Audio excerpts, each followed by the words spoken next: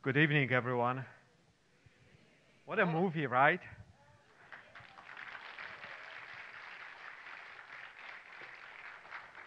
So we are always excited to be with you, Cardinal. Thank you for being with us this evening. I know that you joined the priests on the west side as from time to time you meet together at the Mission of Our Lady of the Angels, praying for peace, especially for the end of violence in our city. So thank you for coming to us right after that great meeting, hopefully. Thank you. Good evening, everybody.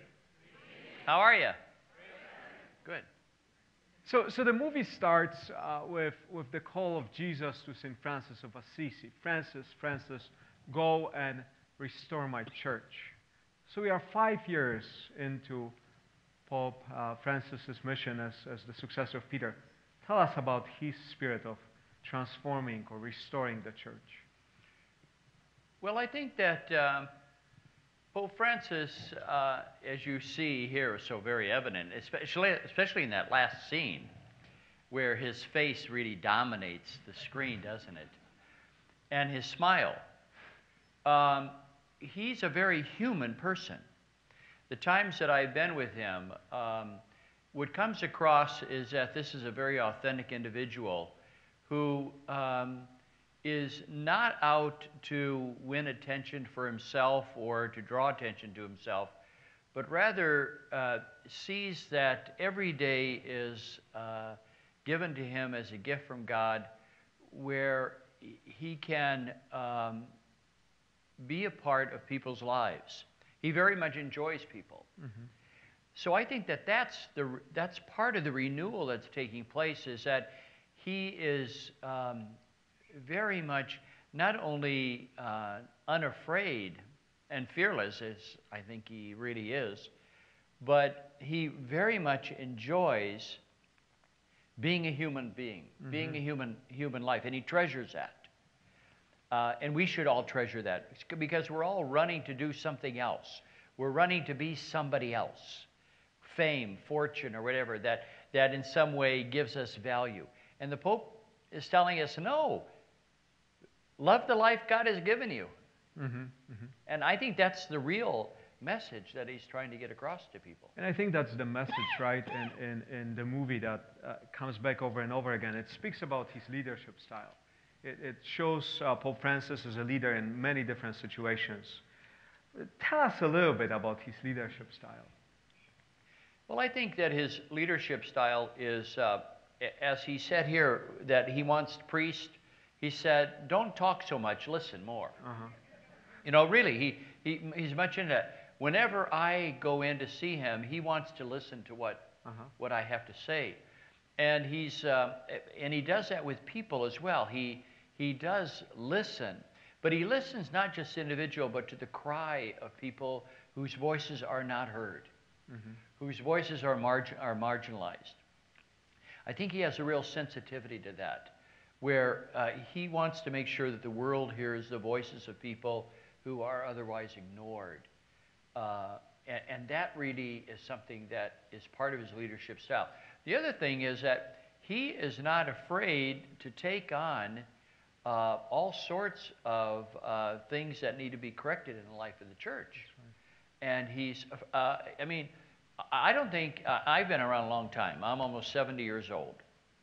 And I've been, let's see, now I had Pius XII, John the 23rd, Paul the Sixth, John Paul I, John Paul II, Pope Benedict, and now, so I lived during 7 popes' lives. I have never heard a pope say, I made a mistake, and I got it wrong, and I was part of the problem, like he did with this situation in Chile. And in fact, he's meeting this week with the village bishops of Chile. That's right. He's so much at ease with himself that he can say, I was wrong. And there's nothing that should ever hold us back from saying that as well. But he knows that there is something more to ourselves than our faults and our mm-hmm. mistakes. That's right. So I think Cardinal George was once asked, what makes this Pope different than the rest? And he said, this man is free, mm-hmm. internally free. And I believe that's the case. That's part of his leadership style. And that freedom, right, it reflects itself in mercy. When people ask me sometimes, what do I think about the Pope? And I always say, if I would have to describe Pope in one verse, I would say he's a man of mercy. Mercy just somehow became the mantra of his office. Well, and it's because he also experienced mercy. As a person, he says, I'm a sinner, and God's mercy has pulled me back from the precipice. So I think mercy is important for him because he's experienced it personally. That's right. So I don't think that you can be a good priest and a good confessor if you haven't yourself come to an understanding that God's mercy is what has been a part of your life from the beginning. And I think what's connected with that mercy is challenge. When he punches somebody I don't like, I'm like, great. And then I turn to the next page, and I'm like, he's just going right after me, right? And it seems like Pope has this great gift, not only of being merciful, but also challenging everybody. He's not afraid to challenge. Well, that line in there you saw at the end where he said, those who have the greatest power and the greatest esteem in the world in terms of their resources, they should be the most humble. He's not afraid to tell the powerful that they should be humble. That's right. And that their power isn't in getting their way.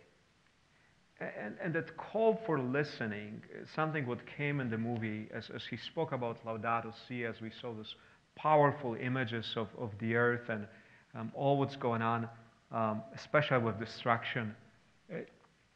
I was struck when his first official document as a Pope was Laudato Si, was on the love of the earth, right?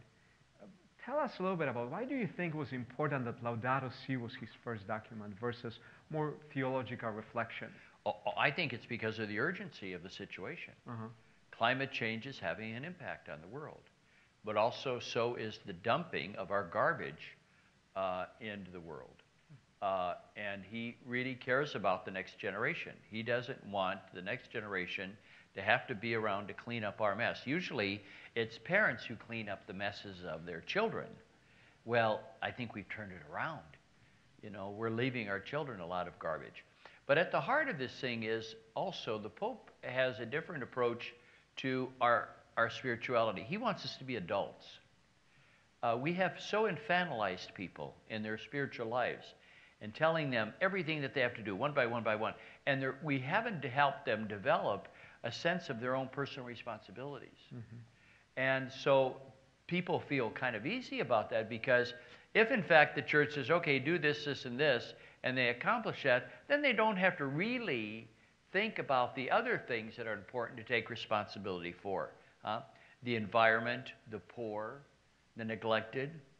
Well, as long as you go to church, follow the commandments the way you've defined them, you don't have to in some way examine your conscience about these other things.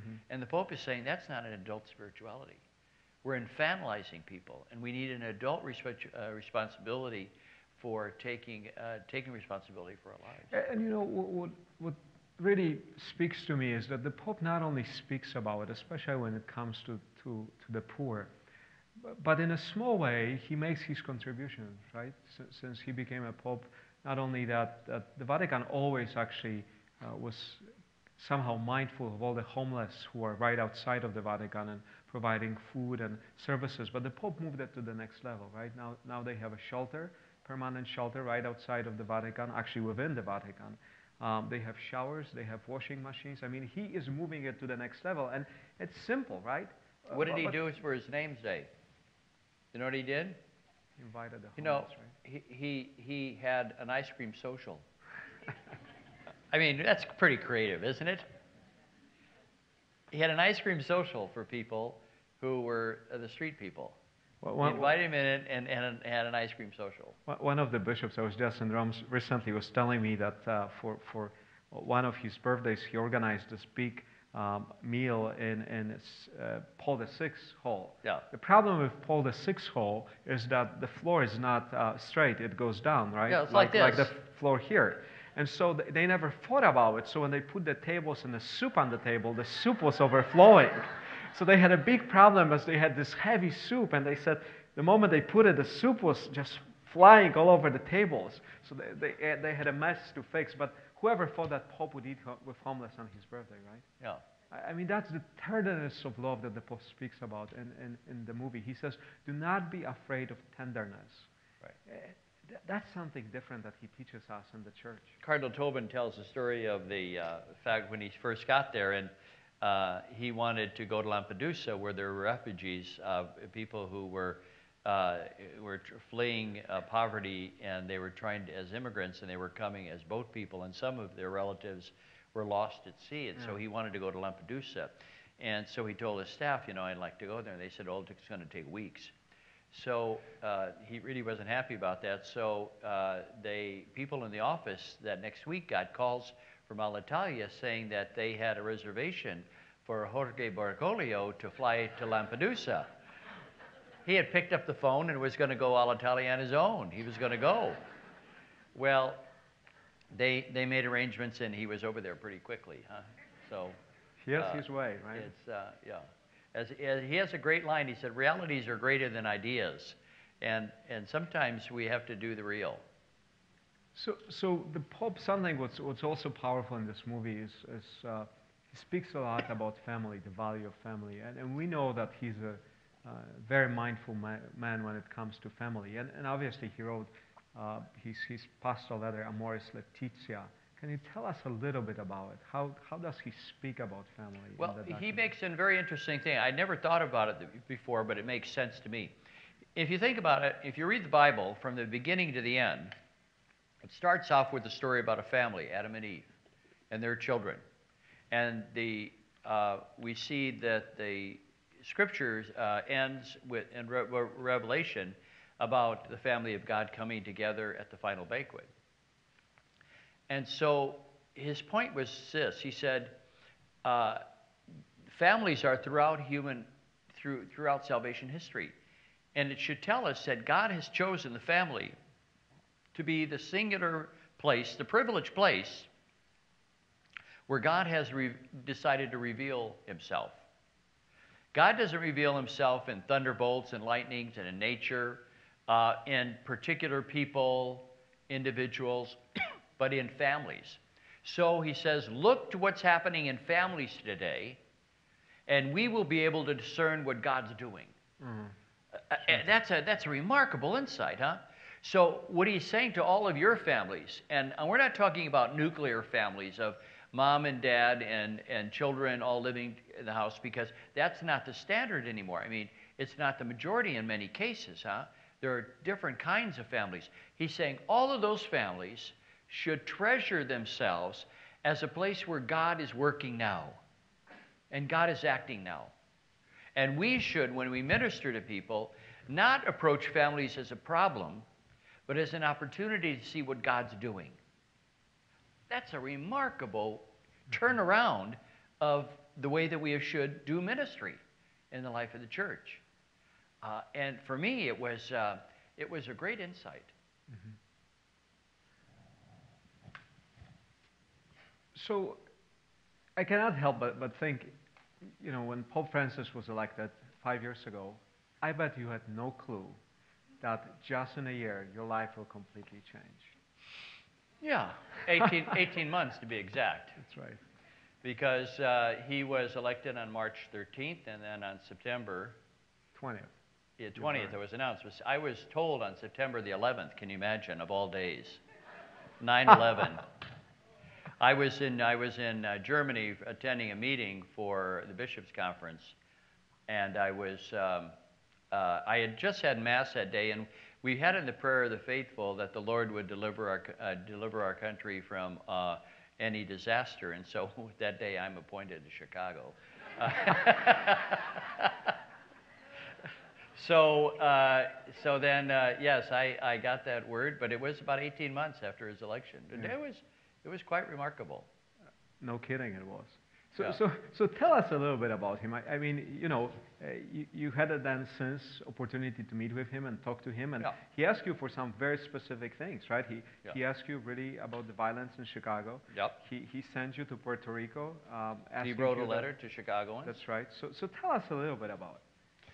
Well, first of all, I think that he values Chicago as a place where a lot is happening, and I think he wanted to. He's concerned about the church everywhere, but sees Chicago as kind of a place where things happen in the church, in the life of the church, and have always happened. And he sees it as an immigrant city, but he is concerned about the violence. But he also sees our leadership in the church as important, not just me personally, but in terms of the good that we have done over the years. He asked me to go to Puerto Rico, knowing that we have a lot of immigrants here when they had the disaster, and he asked me to give a report. He's asked me to be a part of any number of committees now in Rome. And again, it doesn't come down necessarily to me as Blase Cupich, but it comes down to the person who is the head of the church here in Chicago, where he has great faith that good things can happen. So I think it's a tribute to Chicago. Sure. Because, and the thing is too, the first place where he decided to make a cardinal in the church in this country was Chicago. When he made a cardinal in the United States, and I think it said something about what he thinks of this local church. And that was a little bit surprising when they called you at 5 a.m. Yeah, I got a call at 5 a.m. Somebody was in the square on St. Peter's. They heard him announce it that my name was announced, and he said, "Oh, you were on the list." And here it's 5 o'clock in the morning, and I said, "What list now am I on?" I thought, somebody's list. And they said, "Oh no, you were included. The Pope just made cardinals today, and you were made a cardinal." So Cardinal, the Pope speaks also about the influence of women in the church and the importance of the women's voice. And having worked with you for the last 3 years since you came here, I see that every day.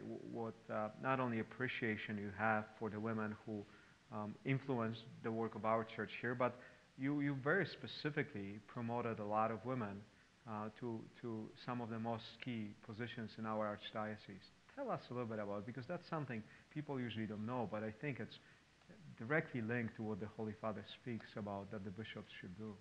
Well, I grew up in a large family. I have 5 sisters, so I better do something about women.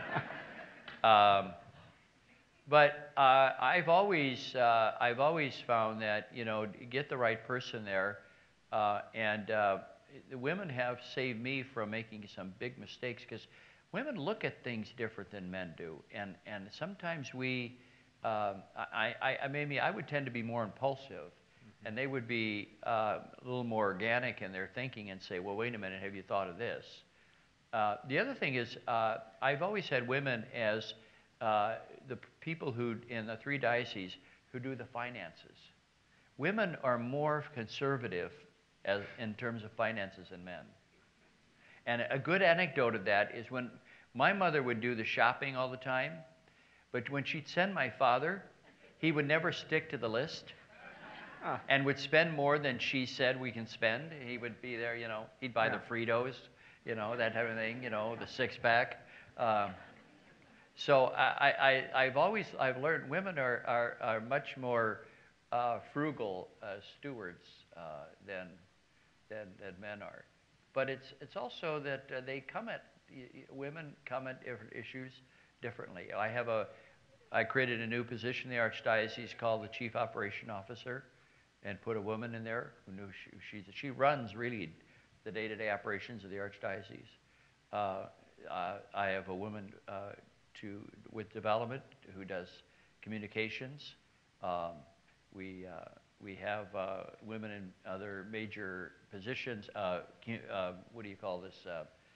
Human resources.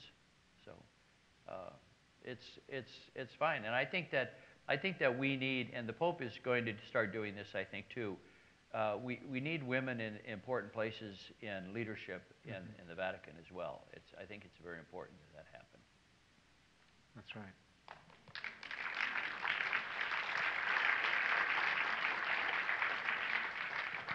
To the guys' credit, I see some guys clapping here too. Yeah.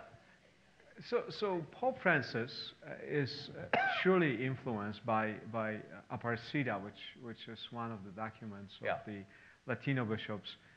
He worked on it very hard. He was one of the big authors of it. I think if a person reads that document, they can really understand the Holy Father much better than most of the people do. Can you tell us a little bit about it, about your take on it? Because I think there's some important really takeaways to understand the Holy Father. Well, a lot of things we talked about are part of our Aparecida. Right. The fact that, first of all, he believes that every baptized person is an individual whose voice should be heard in the life of the church because they are given the gift of the Holy Spirit. That's a very important. The fact that the church should not be self-referential. He used that line, or he said that before he became Pope, when he talked to the other cardinals, he said, we always have this impression of Jesus coming and knocking at our door, wanting in. But he said, sometimes we should think that Jesus is inside wanting to get out. That's why he's knocking.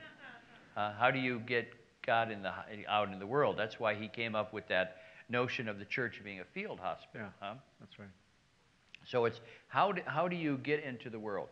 You are not of the world, but you are for the world, huh?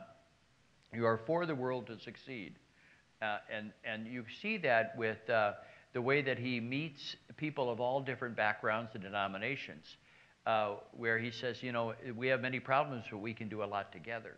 Right. That really is a sense of Aparecida, that we should not be afraid to allow the differences that we have to get in the way, but rather that we should see them as gifts in which we're going to be able to do more as a result of that. The other thing with Aparecida is it challenges young people to say, how are we going to pass on the faith in the next generation? That's right. That line that God has no grandchildren. Think about that for a moment. God has no grandchildren. God only has children, and so every age has to take responsibility. It's not as though just because God makes children in one age, then all of a sudden he can let it go and skip a generation. We are only one generation away from everything collapsing. And so Aparecida speaks to young people and say, the baton is being handed off to you. Is this mission of Christ going to continue? Or as some parents are saying to me, am I going to be the last Catholic in my family? So it's a challenge, and I think that the Pope has that on his mind as he works with young people today, calling. And I have all sorts of enthusiasm about young people. I think a lot of good things are happening in their life, and I find that we undersell them sometimes. And so again, having been working with you for the last few years, you really make the teaching of Pope Francis a reality here in Chicago, and I think that's really perhaps why he appreciates you so much, because you are so key on immigration. You really are the leading voice for the immigrants in this country in the Catholic Church. You work.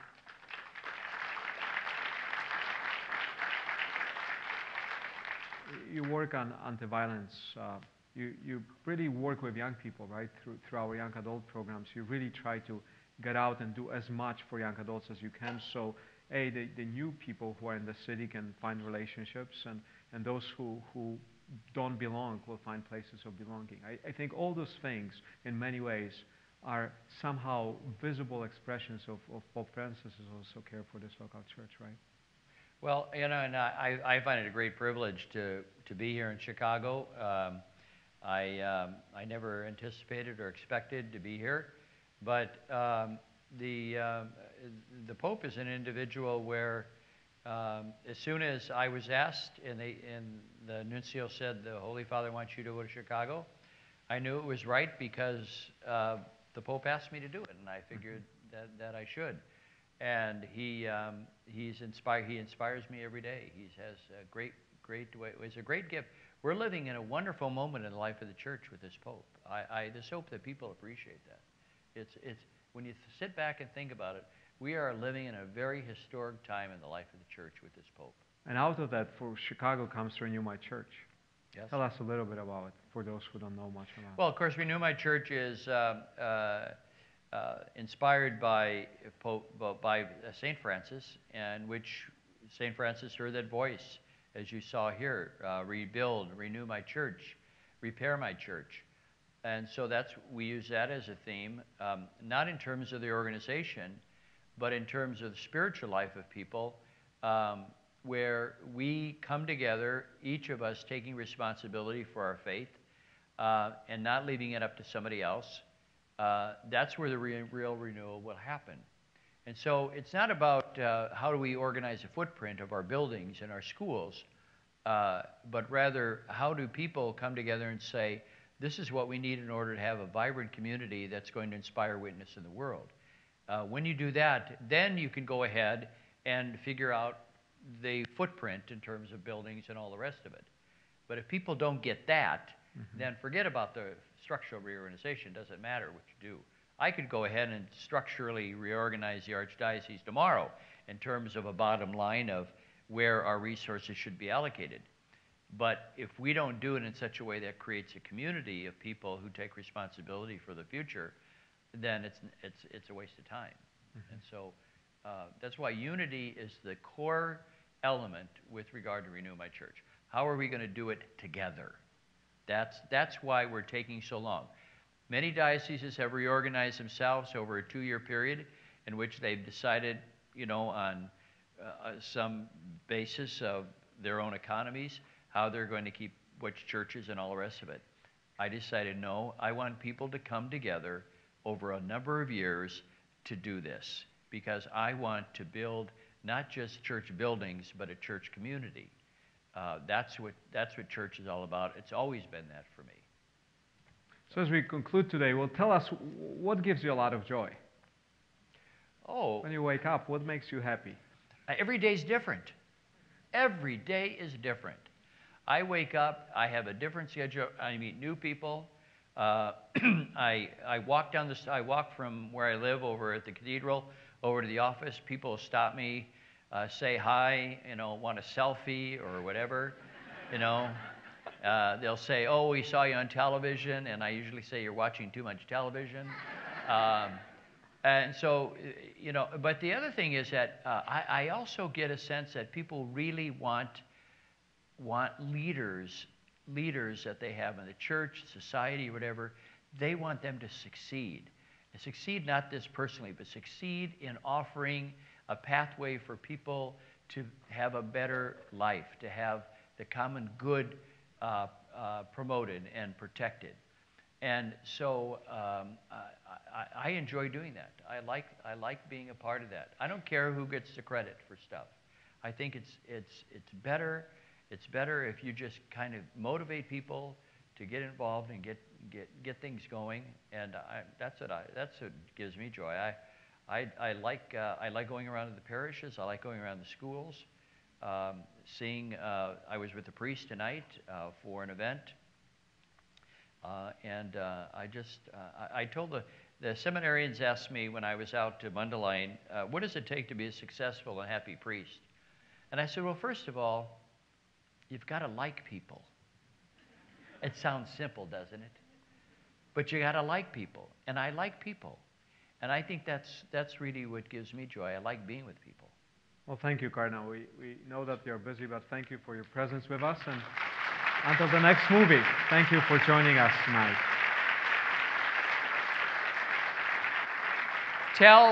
Tell your friends and family members about this film. I think it's a spiritual experience, isn't it?